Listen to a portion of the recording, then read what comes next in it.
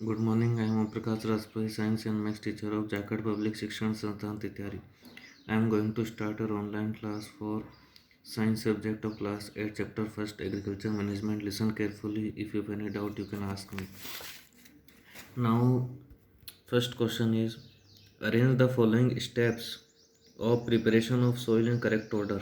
कि ये अपन ने बात करा था कि सोइल को प्रिपेयर करने के अलग अलग स्टेप है। जैसे ए दर का सोइंग बीज बोना, बीज जो है लेवलिंग मिट्टी को जो है ना वो लेवल करना, और स्लिप लफिंग जुताई करना। तो ये जो 3 स्टेप है उनको सबसे पहले किस ऑर्डर में अपन को स्टेप वाइज करना है। सबसे पहले देखो प्लफिंग करते हैं, खेत की जुताई करते हैं। उसके बाद में लेवलिंग करते हैं कि बड़े बड़े जो मिट्टी के कोई है ना ढेरे वगैरह है उनको फोर्थ के बराबर लेवलिंग करता है। फिर सोइंग, उसके बाद में बीज जो है वो बोता है। तो ये इसका ऑर्डर होता है। सबसे पहले प्लफिंग, फिर लेवलिंग, फिर नेक्स्ट चीज sowing. Second, classify the following items on the basis of the storage method के अनुसार, है ना, कि उनको क्लासीफाई कर लो। तो देखो 2 टाइप्स अपन ने क्लासीफाई करा है, तो ड्राई स्टोरेज और कोल्ड स्टोरेज। किन किन को? Apple, wheat, potato, rice, grapes, sorghum, इनको। तो देखो ड्राई स्टोरेज और कोल्ड स्टोरेज। ड्राई मतलब सूखे शुष्क जो होते हैं स्टोरेज भंडारण, और कोल्ड मतलब ठंडे में प्लेस करना पड़ता है फ्रीज रेफ्रिजरेटर वगैरह के अंदर, कोल्ड स्टोरेज। तो वीट गेहूँ हो गया, राइस चावल हो गया, सोरगम चारा हो गया, उनको ड्राई स्टोरेज चाहिए, उन्हें कोल्ड स्टोरेज की ज़रूरत नहीं है। लेकिन एप्पल, पोटैटो, ग्रेप्स, इनको अपन कोल्ड स्टोरेज में स्टोर करेंगे ताकि वो स्पॉइल नहीं हो, ख़राब नहीं हो, है ना। नेक्स्ट वन वर्ड अपन आंसर बात करें कि in this type of irrigation water falls drop by drop on the roots of plants. इस प्रकार के इरिगेशन में वाटर जो है बूंद बूंद जो है प्लांट्स के जड़ों पे गिरती है। तो वह कौन सा इरिगेशन का टाइप है? तो ड्रिप इरिगेशन है, बूंद बूंद सिंचाई है। Second, the science of growing fruits and ornamental plants, है ना, फल, है ना, फ्रूट्स और ऑर्नामेंटल प्लांट्स के ग्रो वाली साइंस को क्या बोलते हैं? है ना, हॉर्टिकल्चर बोलते हैं। तो फ्रूट्स फल फूल हो गए, ऑर्नामेंटल जो है ना, फूल वगैरह, ये फ्रूट्स एंड वेजिटेबल और ये फूल वगैरह ऐसे पौधों को उगाने वाले साइंस को क्या बोलता है? ग्रो करने वाले साइंस को हॉर्टिकल्चर बोलता है। Third, process of putting seeds into soil, कि हम अपन जो बीज जो है वो मिट्टी के अंदर पुट कर रहे हैं। तो ये जो प्रोसेस है ये क्या कहलाता है? सोइंग, बुआई कहलाता है ना, बोना। Fourth, inorganic chemical substance prepared in factory के अंदर जो इनऑर्गेनिक केमिकल सब्सटेंस तैयार किए जाते हैं उनको फर्टिलाइज़र बोलते हैं। और जो नेचुरल जो कैटल डंग वगैरह होता है वो मैन्योर होता है।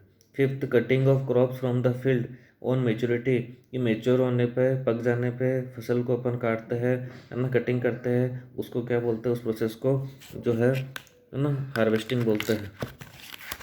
ओके, नेक्स्ट इज देखो वेरी शॉर्ट आंसर अपन देखते हैं कि नेम 2 नेचुरल फर्टिलाइज़र, कोई भी 2 नेचुरल फर्टिलाइजर्स के नाम दो। तो फर्स्ट हो गया कंपोस्ट, दैट इज़ मैन्योर, और सेकंड इज़ ग्रीन मैन्योर, है ना, जो है। तो एक तो कंपोस्ट हो गया, मैन्योर हो गया, और मैन्योर 2 नेचुरल फर्टिलाइज़र की बात कर रहा है। तो एक तो कंपोस्ट हो गया और एक ग्रीन मैन्योर हो गया, है ना।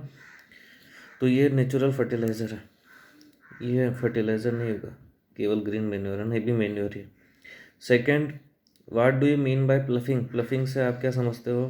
तो the process of losing and turning of soil is called tilling और प्लफिंग। टिलिंग भी बोलता है कि अपन क्या कर रहे हैं कि सोइल को लूज कर रहे हैं या सोइल को टर्न कर रहे हैं, है ना। तो ये प्रोसेस क्या कहलाता है? प्लफिंग कहलाता है। Third, right two names of leguminous plant, तो ऐसे प्लांट्स जिसके रूट्स के अंदर कुछ, है ना, रूट्स के अंदर ऐसे रूट नोड्यूल्स होता है जो नाइट्रोजन फिक्सेशन में हेल्प करता है।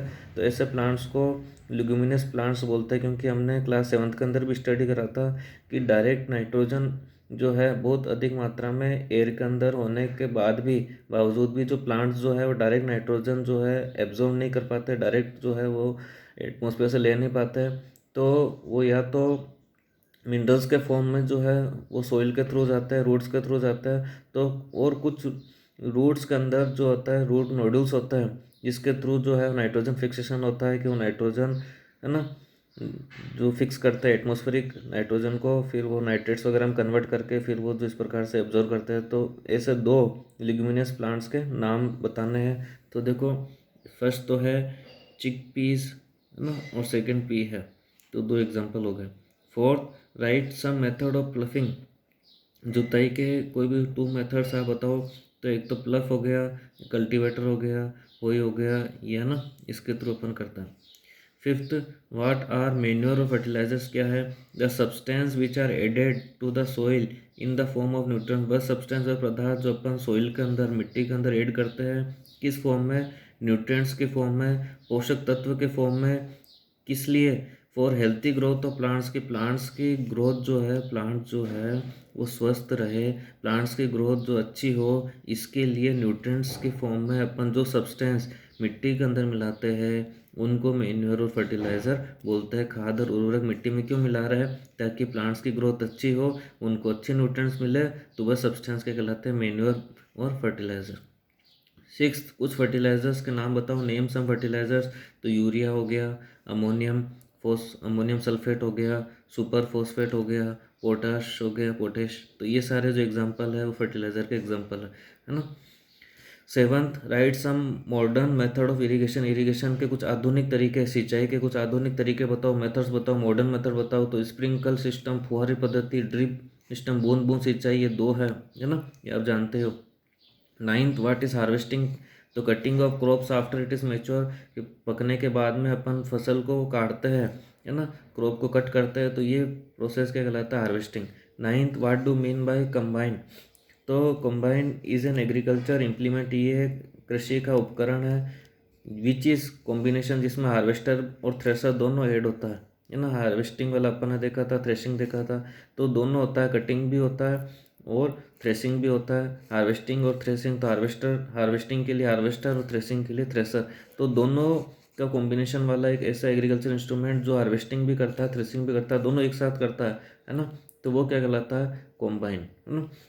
टेंथ देखो, which factor are necessary for growth of crop. फसल की ग्रोथ के लिए कौन कौन से फैक्टर, कौन कौन से कारक जो है वो आवश्यक है? सबसे फर्स्ट हो गया एयर, हवा चाहिए, सनलाइट चाहिए, वाटर चाहिए और न्यूट्रिएंट चाहिए। तो ये फोर हो गए कि एयर, सनलाइट, वाटर, न्यूट्रिएंट्स, ये जो है फोर नेसेसरी फैक्टर है प्लांट्स की ग्रोथ के लिए। 11th है, व्हाट इज एनिमल हस्बेंड्री, है ना, पशुपालन किसे बोलेंगे? तो animal husbandry is the scientific management of livestock which deal with the feeding, caring and breeding of domesticated animal। तो एनिमल हस्बेंड्री जो है वो एक वैज्ञानिक प्रबंधन है, साइंटिफिक मैनेजमेंट है, किसका? लाइव स्टॉक मतलब जो अपन जीवित लोगों की, है ना, पाल रहे हैं उनको, है ना, पालन पोषण कर रहा है। विच डील विद द, किसके लिए? फीडिंग के लिए, उनको अपन भोजन कराने को बोलते हैं फीडिंग, और देखभाल कर रहे हैं केयरिंग, और प्रजनन उनका, है ना, बच्चे होते हैं, प्रजनन हो रहा है तो ब्रीडिंग। तो फीडिंग, केयरिंग और ब्रीडिंग किसका? डोमेस्टिकेटेड जो पालतू जानवर है उनकी, उनको खाना खिलाना, उनकी देखभाल करना, उनका प्रजनन करवाना। तो ये जो मैनेजमेंट है, साइंटिफिक मैनेजमेंट है, वो क्या कहलाता है? Animal husbandry. फिर अपन 12th क्वेश्चन बात करते हैं, what are milch animal. Milch animal किसे बोलेंगे? तो milk producing animal are called milch, और डेयरी एनिमल, डेयरी एनिमल भी बोलते हैं और मिल्च एनिमल भी बोलते हैं। तो वह एनिमल जो अपन किस लिए पाल रहे हैं? दूध के लिए पाल रहे हैं, और दूध देने वाले जो जानवर है ना, एनिमल्स है, उनको मिल्च एनिमल्स बोलते हैं। 13, name the biotic factor that affect crop yield. उन बायोटिक फैक्टर्स के नाम बताओ जिसके कारण, जो किसको प्रभावित करती है? फसल की यील्ड को, फसल के उत्पादन को। तो इंसेक्ट हो गए, है ना, कि जो है कीड़े वगैरह है वो हमला कर देता है ना, जैसे चूहे वगैरह है खेतों में। और पैथोजेंस जैसे वायरस, बैक्टीरिया, प्रोटोजोआ, ये अपन स्टडी करें, है ना, जो पैथोजेंस होता है, रोगाणु जिसे अपन बोलते हैं। तो इंसेक्ट हो गए, पैथोजेंस हो गए, ये बायोटिक फैक्टर्स है ना, मतलब जीवित है। तो दैट अफेक्ट्स क्रॉप, फसल के उत्पादन को क्या करते हैं? प्रभावित करता है। 14th है, व्हाट इज वर्मी कंपोस्टिंग। तो it is the process which involve use of earthworm to hasten the process of decomposition of plants and animal refuse. तो ये प्रोसेस है वर्मी कंपोस्ट में अपन क्या करते हैं? विच इन्वॉल्व यूज ऑफ, जिसमें अपन अर्थवर्म, जिसको केचुआ बोलते हैं ना, तो फार्मर का बेस्ट फ्रेंड है अर्थवर्म, जो अपन बोलते हैं फार्मर्स का, फार्मर किसानों का जो है वो परम मित्र है, बेस्ट फ्रेंड है अर्थवर्म। तो वो अर्थवर्म की हेल्प से क्या करता है कि प्लांट्स और एनिमल, जो पौधे हैं, जो जानवर है, उनके जो रेफ्यूजू है, उनके जो अवशेष है, वेस्ट प्रोडक्ट है, उनको डिकम्पोज कौन करता है? अर्थवर्म। एक देखो, मतलब गाय का जो गोबर है, जानवरों का जो गोबर है, चारा वगैरह है ना, उसका एक तो एनिमल का वेस्ट जो होता है और एक अर्थवर्म का जो वेस्ट है, क्योंकि अर्थवर्म उनको खाता है, तो एनिमल के वेस्ट से अर्थवर्म वाला वेस्ट जो है वो ज़्यादा उर्वरक होता है, ज़्यादा मतलब उसमें फर्टिलिटी ज़्यादा होती है सॉइल के अंदर, है ना। तो ये इसलिए जो है ये प्रोसेस जिसमें प्लांट्स एनिमल के रिफ्यूज को डिकम्पोज करता है अर्थवर्म, तो ये प्रोसेस क्या कहलाता है, वर्मी कंपोस्टिंग। 15th क्वेश्चन देखो last, why pulses crops do not require nitrogenous fertiliser, की जो फसल्स पल्सेस क्रॉप है ना, दालों वाली फसल है, उनको नाइट्रोजनस फर्टिलाइजर की आवश्यकता क्यों नहीं पड़ती। पल्सेस, क्योंकि पल्सेस जो होता है वो क्या होते हैं, लिग्यूम्स होता है। दे हैव नोड्यूल्स, मैंने बताया था कि वो उनके रूट्स में क्या होता है, उनके जड़ों में नोड्यूल्स होता है। Nodules containing bacteria which fix atmospheric nitrogen को वो सॉइल के अंदर फिक्स करते हैं। इसलिए क्योंकि रूट नोड्यूल जो होते हैं ऑटोमेटिक प्लांट्स के जो है क्रॉप में होता है, इसलिए उनको जो है ना नाइट्रोजनस फर्टिलाइजर की आवश्यकता रिक्वायरमेंट जो है नहीं होती है। Okay, it is the end of the class. You listen the video twice in a day and write down in your science notebook. I will meet you shortly with my next online class. Thank you for watching Jackard School online video.